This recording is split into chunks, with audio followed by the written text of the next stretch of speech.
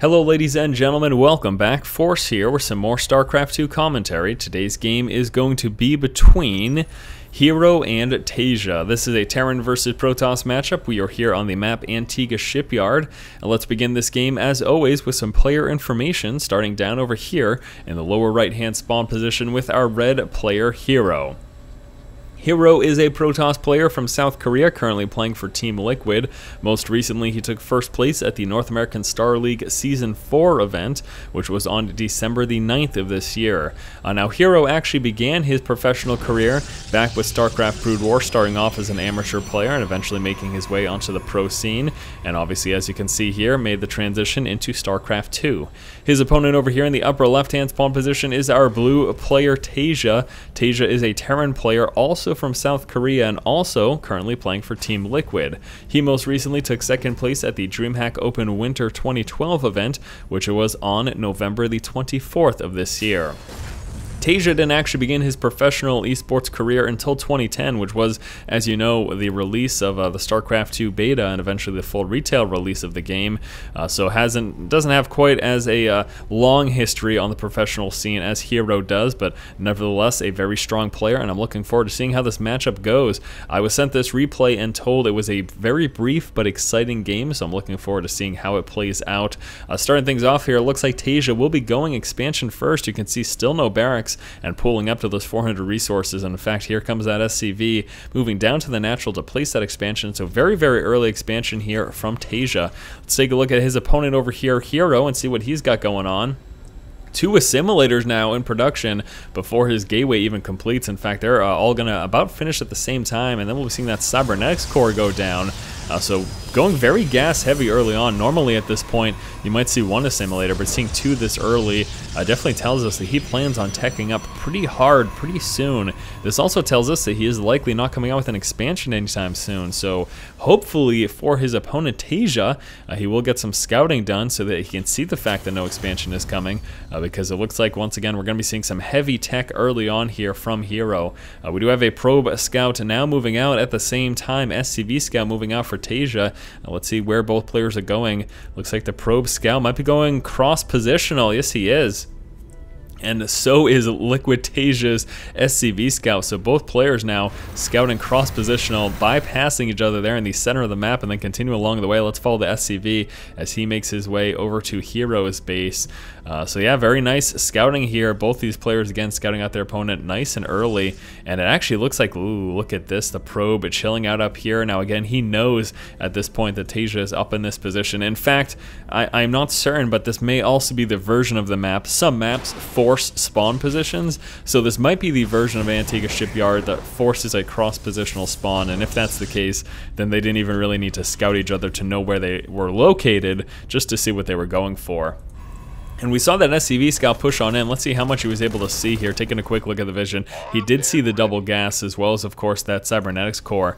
Now we do have the probe was taken out there by those Marines, but nevertheless he was able to scout that expansion. So both players have at least a rough idea as to what their opponent is doing. Seeing those two gas, TaeJa knows that HerO is going to be teching up, and of course seeing that expansion, HerO knows, well, there's not going to be a ton of defense here early on because he sacrifices the possible production of units in order to come out with those extra SCVs, as well as build that command center and orbital command.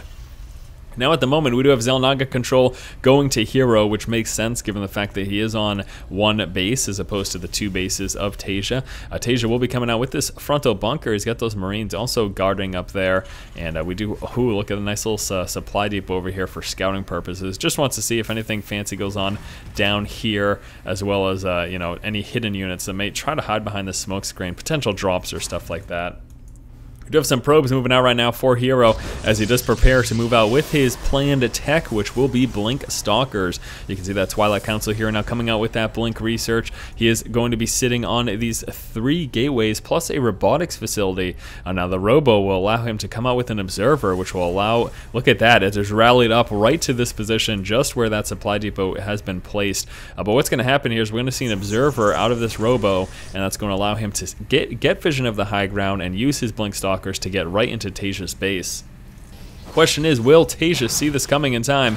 Now again, he does have the supply depot here, and based on the position of that rallied observer that's going to be coming through, he's going to be able to see those stalkers as soon as they make their way down here and prepare to blink up into the main. I mean, that is exactly where the observer is going. We also have a stalker chilling out over here. He's got 1 kill at the moment. TaeJa just sort of chilling out in his main and his natural. Isn't going to be able to push out, of course, because we've got full map control here going to HerO.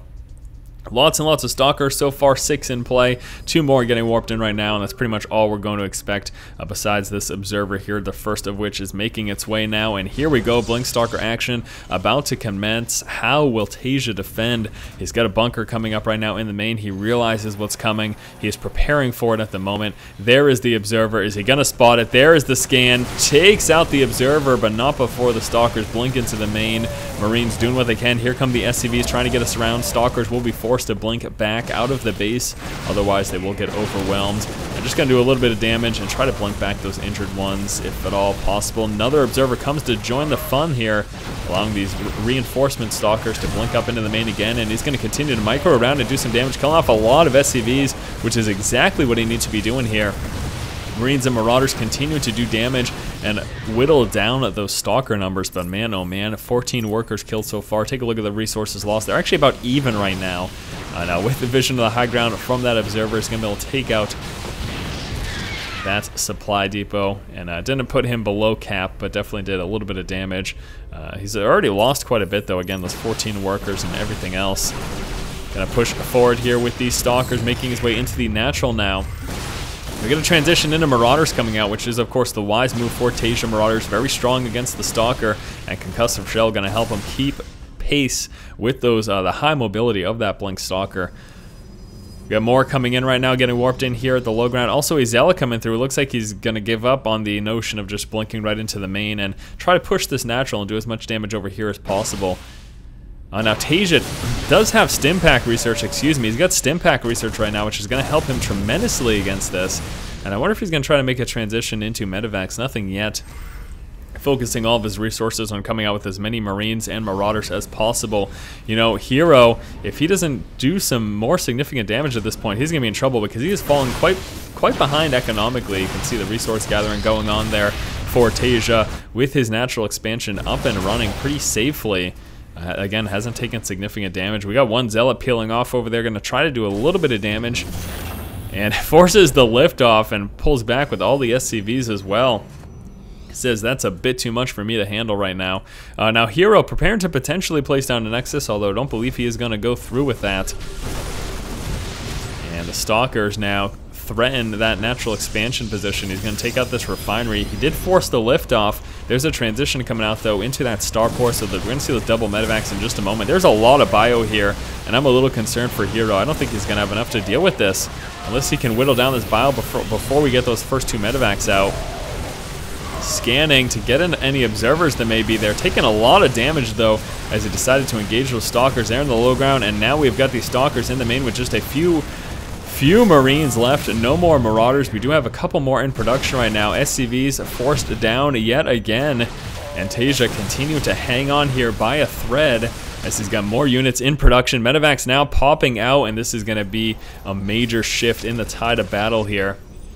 With those medevacs in play, greatly increasing the life of these Marines and Marauders and any reinforcements, and allowing them to Stimpack more consistently. Blinking right up under the units though, and he's going to finish off the last of the offensive units here. There's nothing left, and TaeJa, despite his valiant efforts, calls the GG. Alright my friends, thanks so much for watching this matchup here between TaeJa and HerO. Hopefully you enjoyed this brief but intense game between these two players. Excellent play on both sides. You know, we saw some great defensive measures there by TaeJa, but it wasn't quite enough as HerO was able with some nice micro to overwhelm the few bio units and pull out the victory. Alright guys, thanks again for watching. If you like the content, please subscribe, and as always, keep watching and keep owning.